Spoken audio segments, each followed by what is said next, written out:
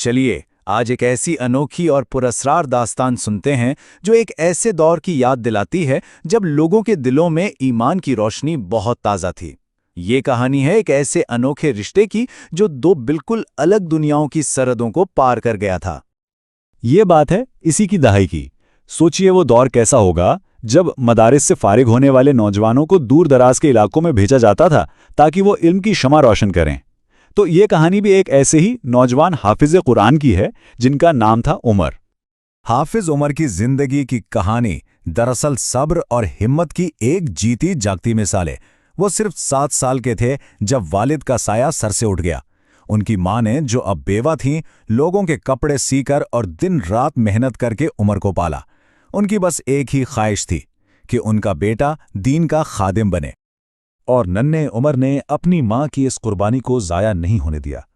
وہ سحری کے وقت اٹھ جاتے، اپنا سبق یاد کرتے اور رات گئے تک قرآن کی تلاوت میں ڈوبے رہتے۔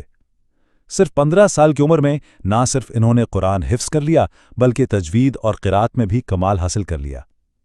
پھر دستار فضیلت کے بعد انہیں امامت اور تدریس کے لیے ایک ایسے گاؤں بھیجا گیا جو دنیا سے الگ تھلگ پہاڑوں اور گھنے جنگلوں کے بیچ بسا ہوا تھا۔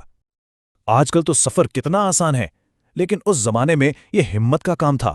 میلوں کا پیدل سفر، وہ بھی تپتی دھوپ میں۔ اس مسلسل مسافت نے ان کے جسم کو بالکل نڈھال کر دیا۔ منزل ابھی کچھ ہی دور تھی کہ ان کی طبیعت خراب ہونے لگی اور تیز بخار نے ان کے پورے وجود کو اپنی لپیٹ میں لے لیا۔ اور پھر جسم نے جواب دے دیا۔ وہ بے سدھ ہو کر گر پڑے۔ اس بے ہوشی کی حالت میں انہیں دھندلا سا احساس ہوا جیسے کوئی غیب سے آیا ہے۔ ایک بہت ہی حسین پیکر جس نے بڑے پیار سے حافظ صاحب کا سر اپنی گود میں رکھا اور دھیمی آواز میں کچھ پڑھ کر ان پر پھونکا۔ جب حافظ عمر کی آنکھ کھلی تو شام ہو رہی تھی۔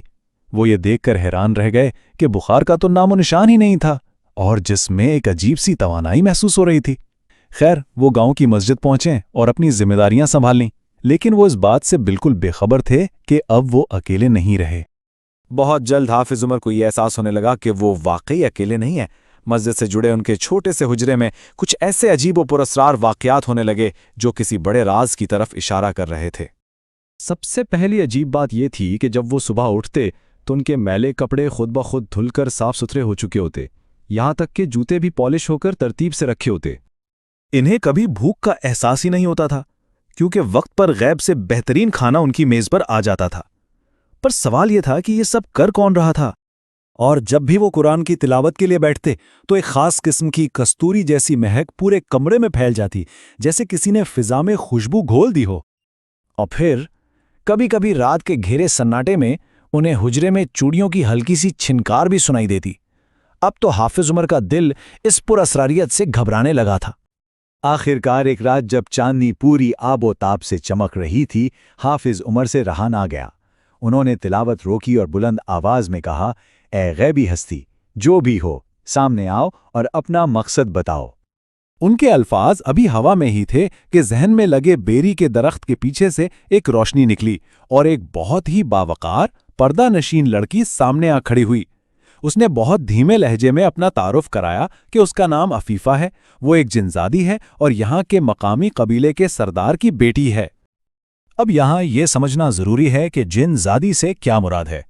اسلامی روایات کے مطابق یہ جنات کی نسل سے تعلق رکھنے والی ایک خاتون ہے جو آگ سے بنی ایک ایسی مخلوق ہے جو انسانوں کی دنیا کے ساتھ ہی لیکن ایک الگ جہت میں موجود ہے۔ عفیفہ نے بتایا کہ جس دن حافظ عمر ویرانے میں بے ہوش پڑے تھے اس نے ان کے چہرے پر ایک خاص نور دیکھا تھا اور وہ سمجھ گئی تھی کہ یہ وہ انسان ہے جس کے سینے میں اللہ کا کلام محفوظ ہے۔ وہ ان کی تلاوت کی ایسی دیوانی ہوئی کہ اس کی سب سے بڑی خواہش یہ بن گئی کہ وہ ان سے قرآن سیکھے۔ حافظ عمر یہ سب سن کر حیرت میں ڈوب گئے کہ قرآن پاک کی کشش صرف انسانوں تک محدود نہیں بلکہ دوسری مخلوقات بھی اس کی طرف کھچی چلی آتی ہیں۔ انہوں نے اللہ کا شکر ادا کیا اور عفیفہ کو قرآن پڑھانے کی خامی بھر لی، اور بس یہیں سے ان کے درمیان ایک بہت ہی منفرد اور روحانی تعلق کا آغاز ہو گیا۔ وقت گزرتا گیا اور یہ روحانی رشتہ عقیدت سے محبت میں بدل گیا۔ جب عفیفہ نے نکاح کی خواہش ظاہر کی تو ان دونوں کے درمیان جو ایک بہت بڑی خلیج تھی وہ سامنے آ گئی۔ سوچیں، ایک طرف آگ سے بنی جنات کی شہزادی اور دوسری طرف مٹی سے بنا ایک غریب یتیم انسان، یہ ملاپ ممکن کیسے تھا؟ اب باری تھی عفیفہ کے امتحان کی۔ उसे अपने कबीले के सरदार और बुजुर्गों के सामने पेश होना पड़ा। सरदार ने एक रौबदार आवाज में पूछा कि उसने अपनी आग की फितरत के खिलाफ जाकर एक मिट्टी से बने इंसान को क्यों चुना। लेकिन अफीफा ने बड़े एतमाद से जवाब दिया। उसने कहा, मैंने उन्हें उनकी मिट्टी की वजह से नहीं बल्कि उस नूर की वजह से चुना है जो उनके सीने में है, और मैं अपनी जिंदगी इसी नूर के साए में गुजारना चाहती हूं। ये जवाब इतना ताकतवर था कि सब बुजुर्ग खामोश हो गए, क्योंकि जिन्नात की दुनिया में भी कुरान वालों का मकाम बहुत बुलंद समझा जाता है। और इस तरह कबीले की दुआओं के साथ दो अलग अलग जहानों का मिलाप हो गया। एक तरफ हाफिज उमर की बूढ़ी माँ थी और दूसरी तरफ अफीफा का गैबी खानदान था जो अपनी शहजादी को रुखसत कर रहा था। उनका वो छोटा सा घर सच में अमन और बरकतों का गहवारा बन गया। उनकी शादी सिर्फ दो लोगों का मिलाप नहीं थी, बल्कि ये इस पूरे गांव के लिए एक नेमत बन गई। दोनों ने मिलकर गरीब और यतीम बच्चों को कुरान पढ़ाना शुरू किया। अफीफा गांव की औरतों में बहुत मकबूल हो गईं। वो उनकी मदद करतीं और बच्चियों को दीन सिखातीं, और फिर उनकी औलाद ने भी इसी रोशनी को अगली नस्लों तक पहुंचाया। वक्त गुजरता गया, कई दिहाइयां बीत गईं। हाफिज उमर अब बूढ़े हो चुके थे, उनके बालों में चांदी उतर आई थी, लेकिन अफीफा वो वैसी ही जवान और तवाना थी। मगर इसने कभी इस फर्क का एहसास नहीं होने दिया और एक सच्ची इंसानी बीवी की तरह उनकी खिदमत में लगी रही। और फिर वो वक्त आ गया जो हर फानी इंसान के लिए मुकर्रर है।